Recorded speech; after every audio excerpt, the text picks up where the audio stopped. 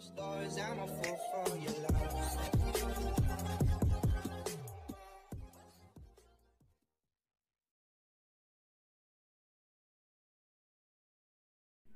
ngayon mga ka-DJ sa social media si King Badger, kung saan mga ka-DJ meron siyang matinding pasabog ngayon para lamang kay Jelly Andres.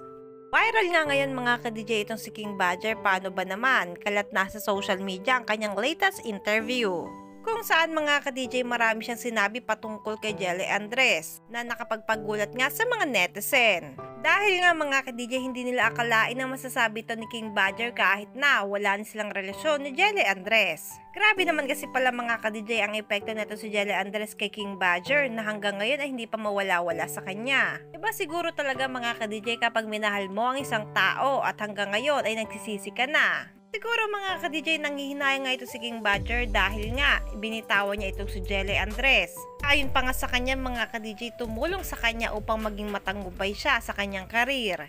Siya nagpupush sa akin lagi. Actually, sa music, siya din okay. Siya din nag-push sa akin dyan. Siya kumukuha ng mga models dati para sa music video ng XB.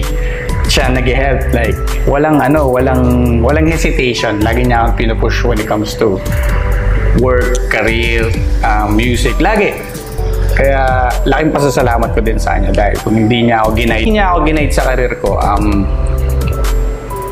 siguro wala ako dito. But